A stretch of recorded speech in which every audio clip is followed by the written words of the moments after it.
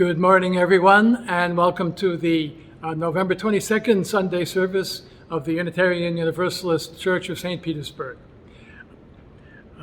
We are a congregation which seeks to promote the spiritual growth and community for all people by exploring our own direct life experiences and the wisdom traditions of the world. My name is Jack Donovan, pastor of UU St. Pete. We are a congregation for all souls, all ages, genders, colors, abilities, educations, beliefs, questions, and hopes. Thank you for being with us this morning. Blessings of this week and of its holidays to you, particularly honoring Transgender Remembrance Day and Thanksgiving Day this week. Thanks to the Gresham Poll family and to John and James for making this service possible and for contributing to it in word, song, and production. And thanks to all of you for joining with us this morning. My name is Morgan Gresham. It is good to be with you this morning. We light our chalice now as a symbol of our search for truth, our shared communion, and the expanding light of understanding and caring. Join, if you will, in the words of our covenant.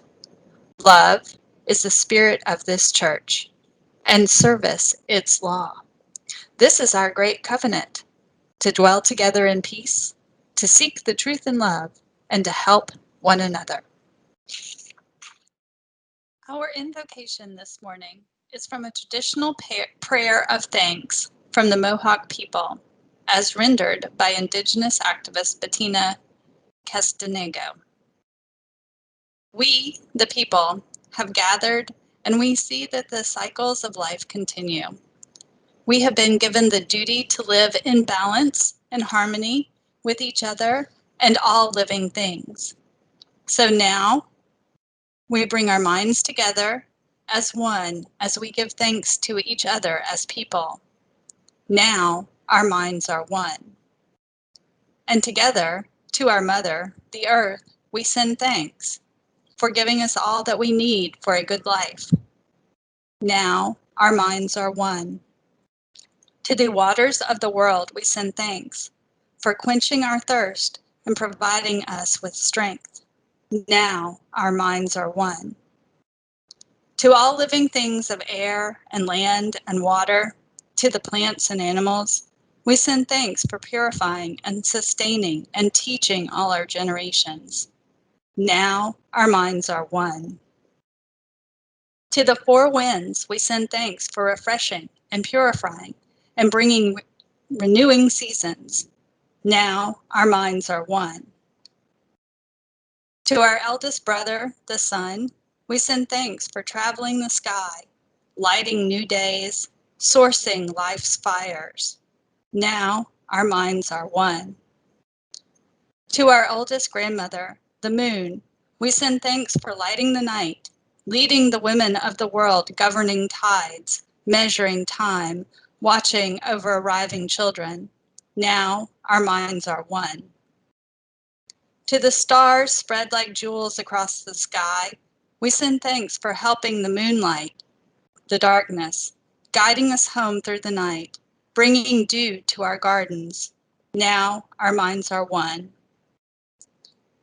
To enlightened teachers, we give thanks for coming to help throughout the ages, reminding us how to live in harmony, to live as people. Now our minds are one. To the great Creator Spirit, we send thanks for all the gifts of creation and the love around us. Now our minds are one. And now, our opening hymn, we sing now together.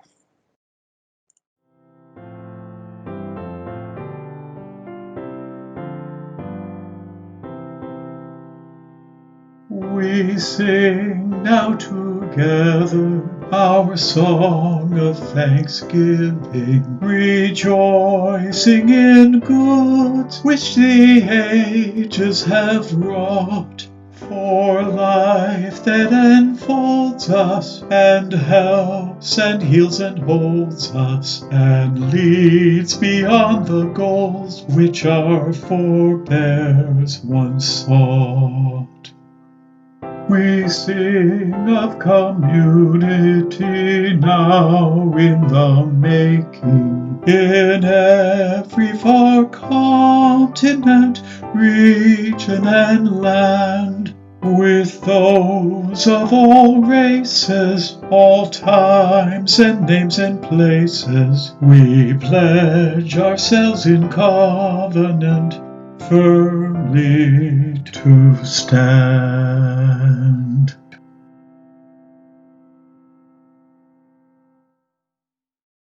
I have a question for the children.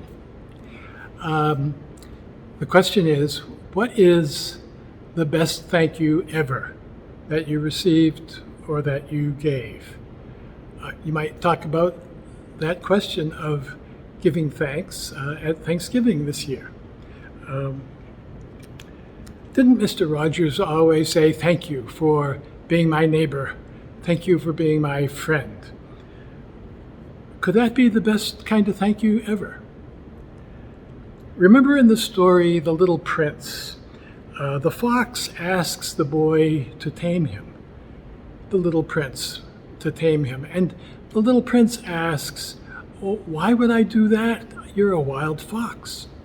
And the wild fox said, if you tame me and I tame you, that means we've come to understand each other and that we care about each other and take care of each other.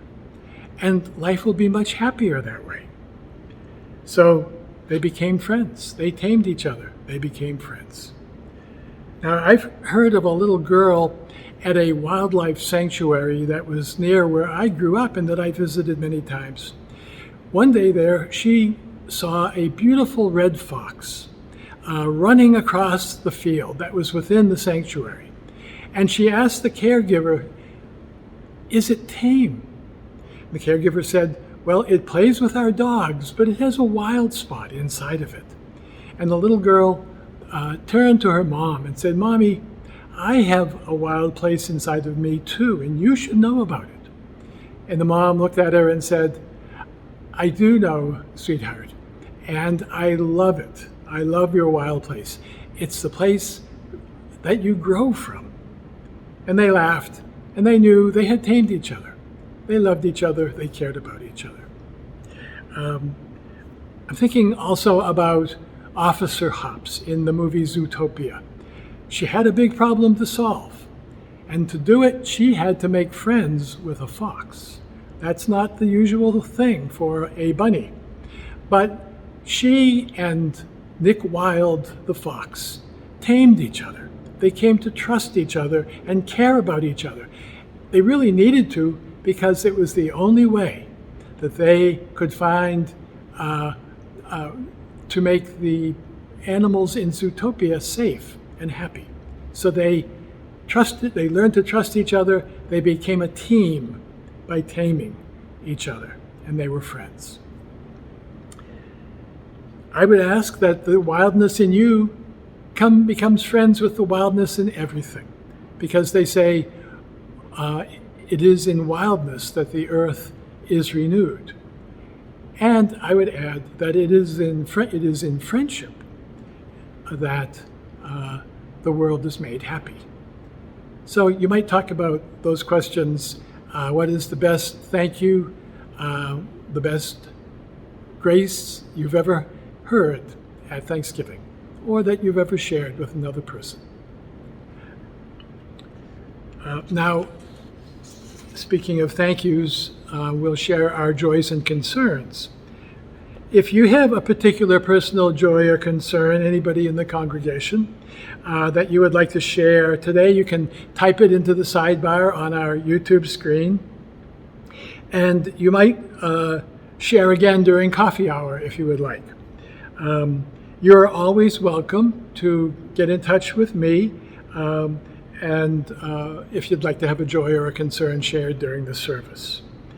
I did receive one email from a former member who has recently moved back to this area. Her name is Dawn Rates or Rats. I'm not sure how you pronounce her last name. She moved away quite a few years ago, I think. And she's asking for our thoughts and prayers.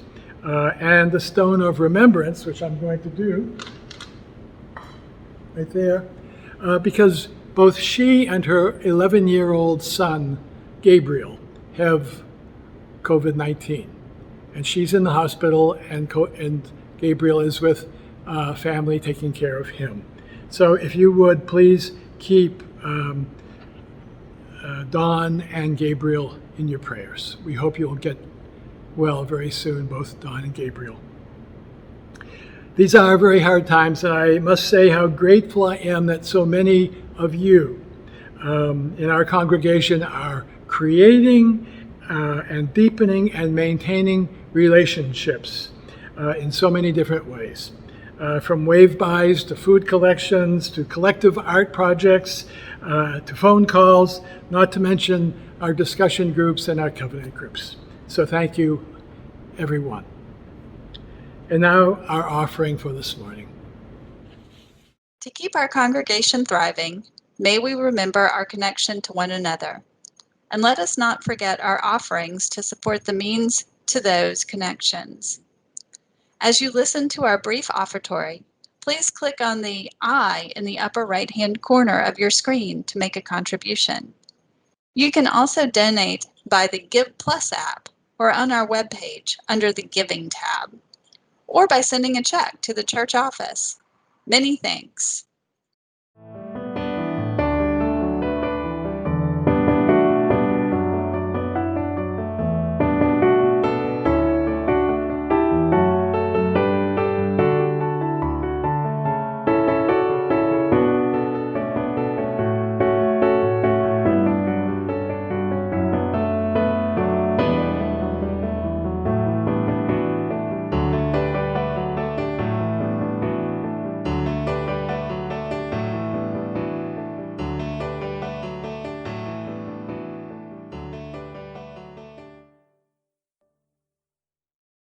Our first reading is drawn from a section of Plato's Symposium.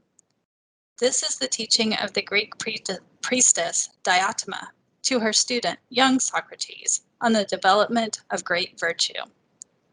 To her student, the priestess says, "Listen, my Socrates, love begets virtue and beautiful works in life. So hear love's secrets and learn them so that you might live.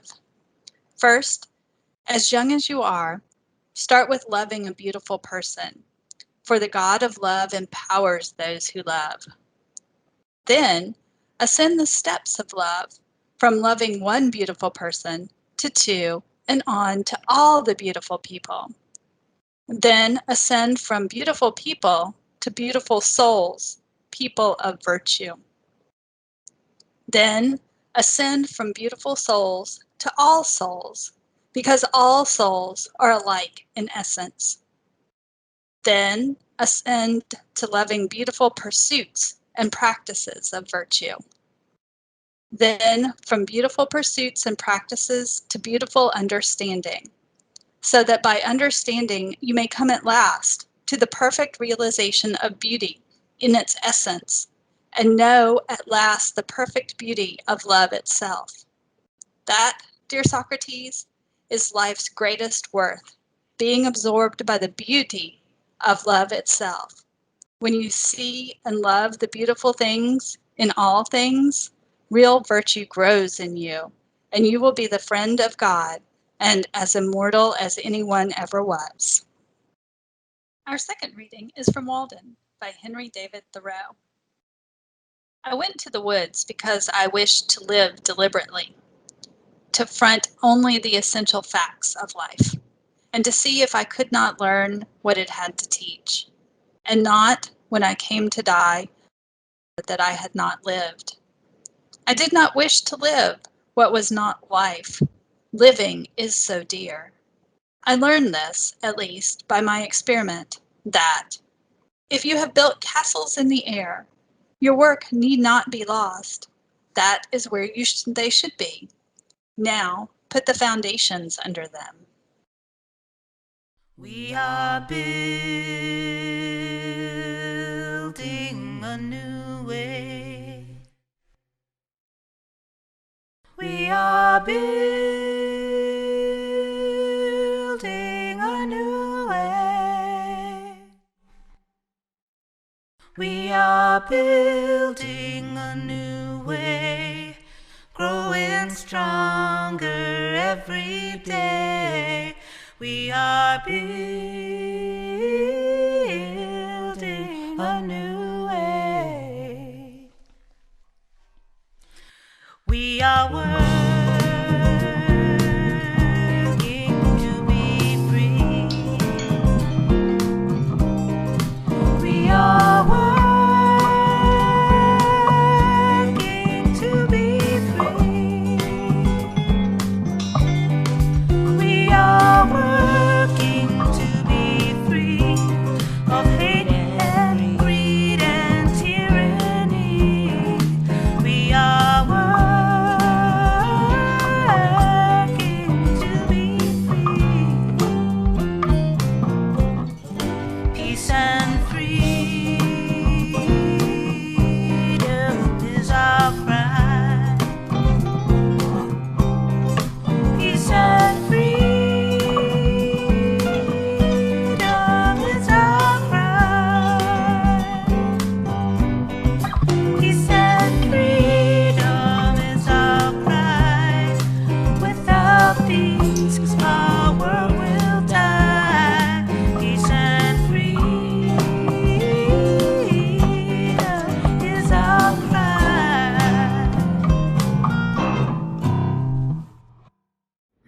As you can see, I'm in our sanctuary, and the sanctuary before me is full of light, but empty of people.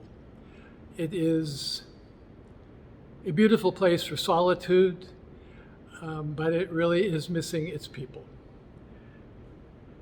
So in the meantime, I thought maybe a sermon about appreciative living, even in a time like this.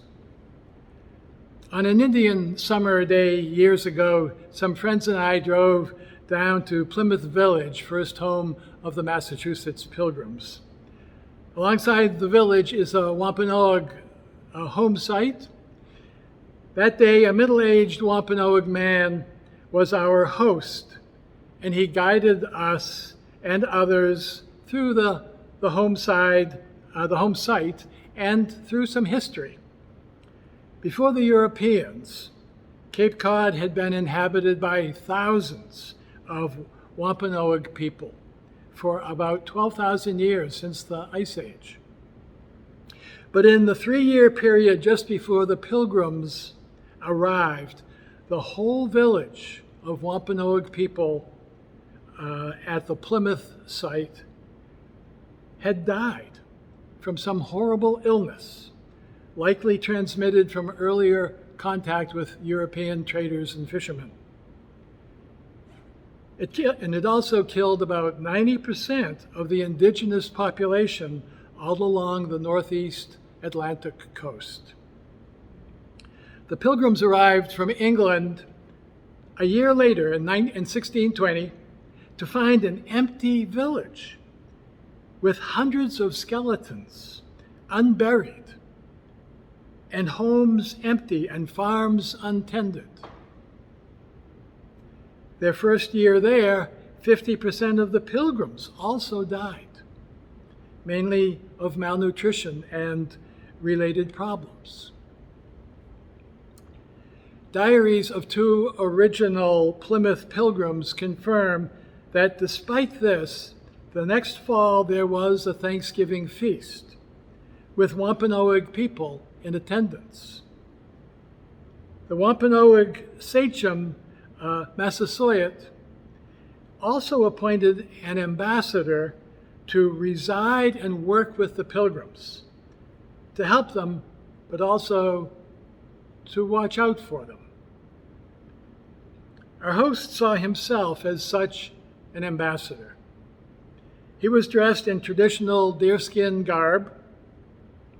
revealing his arms and torso scarred with from participation in intertribal Sundance rituals, something that was greatly respected. Among many things, he described the gradual breakdown of relationship between the Pilgrims and the Wampanoags, starting with the desperate Pilgrims' well-documented theft from precious and much-needed Wampanoag food storage. As our host described this, a young woman's tensed-up voice rose from our little gathering, and she said, "I don't believe that." Our host was surprised, and he paused, and then he gently asked, "No?" "No," she said. "Christians wouldn't steal people's food." Our host paused, breathed, then said, "I appreciate that. It's hard to believe. Stealing from other desperate people who are helping you. You'd presume gratitude. And I'm grateful for your questioning. Perhaps we could all double check with records of the time and with recent history books." And then, in good spirit, the tour went on. A true diplomat, our host, understanding, grateful for dialogue, enhancing the spirit of the group. Such is appreciative virtue of the bearer of the scars of the dance. Back where I grew up in Concord, Massachusetts, there had also been an indigenous population living there for about 12,000 years. The Pennacook people. In Henry David Thoreau's day, back in the early 1800s, there were still a few survivors, and he associated with them, as he did on his famous Cape Cod, Concord and the Merrimack, and northern Maine explorations with the tribes there. Thoreau admired the indigenous people's resilience, understanding, and their competence in the natural world. Perhaps they were one of his inspirations for going to Walden. He wanted to understand the essential facts of life so he might truly live. "Life is so dear," he wrote. You can hear thankfulness in those words. Life so dear, a gift not to be wasted. And perhaps he felt wasteful up to that point in his life. His close friend Ellery Channing had urged him to go out to Emerson's Wood by the lake, by Walden Pond, and, quoting Channing, "Build yourself a hut and there begin the grand process of devouring yourself alive. I see no alternative, no other hope for you." Strong words to Thoreau. Perhaps that also helps explain Thoreau's hunger to understand and grow, so as not to waste that precious gift.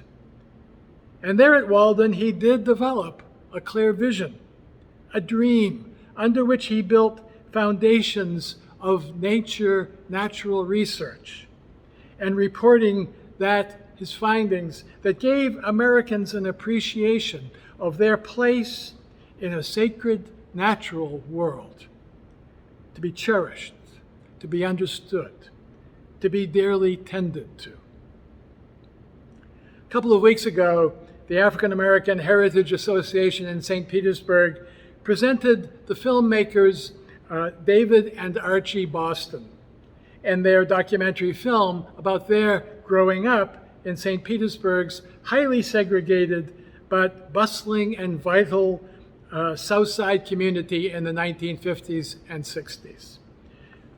All through their documentary and commentary, woven with acknowledgement of sharp segregation, were stories of lives well lived and loves well loved.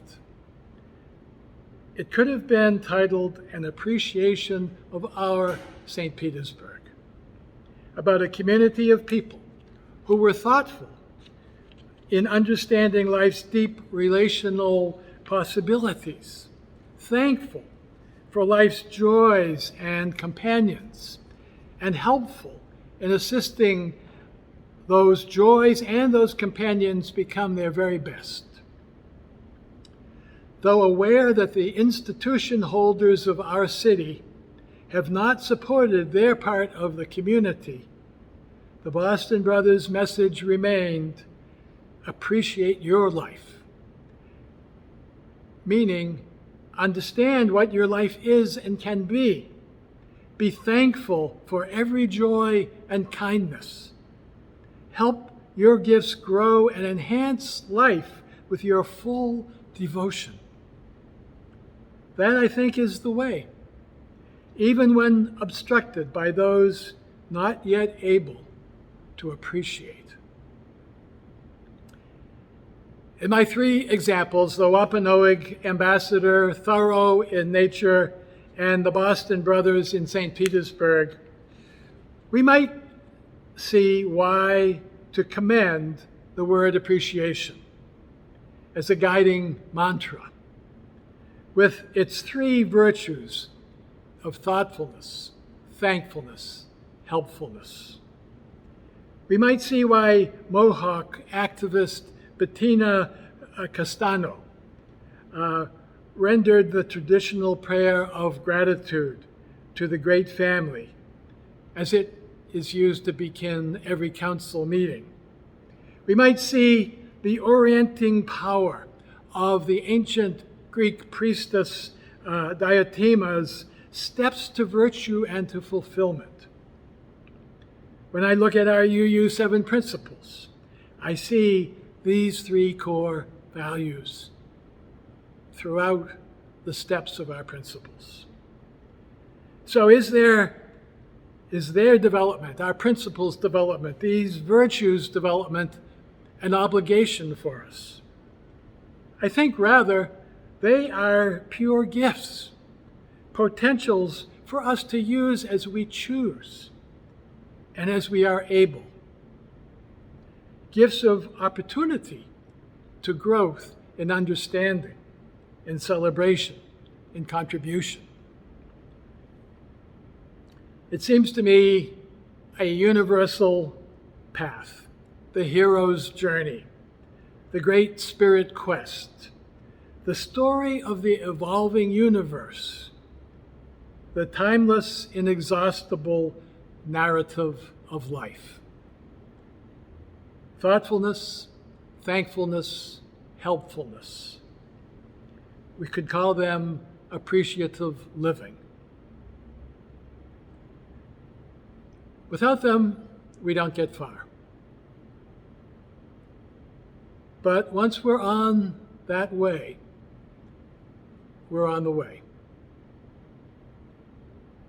And that is why we are a religious community. To help people get on the way of appreciating life and to accompany them in friendship. Thoughtfully figuring out the possibilities of the journey, thankfully celebrating each onward step, helping enhance life on earth. Appreciating. And today we have another beautiful Indian summer day to do it in. Now with the Gresham Poles and John and James, the closing of our service. Blessings, and hope to see you at the coffee hour on Zoom after the service. Now we have a few quick announcements as we close. First, check out our website and our newsletter to get informed about our activities or about us. Feel free to email or text Pastor Jack anytime to talk. He can also meet you on the church portico in the fresh air. Remember, never too late to join one of our small groups, 10 or so folks meeting to share about life. Let me know if you're interested. 4. And for more information on the following, contact Sabina von Aulich. This year's COVID-19, instead of our usual stone soup festivity after church, we collected food for those in need, Zoomed soup making sessions, and at our Zoom coffee hour today, we'll eat soup at home alone together and hear a brief presentation on our ministry to unsheltered people. Please join us. For December's waving tour, plan ahead on who you'd like to visit to spread a little pre-holiday cheer to our friends and members who might be feeling a little lonely and isolated. Thank you. And now, as our service ends, with a breath we pass the flame of our chalice lamp to each other as we say our closing words together. We extinguish this flame, but not the light of truth, the warmth of love, or the fire of courage. These we carry in our hearts and out into the world.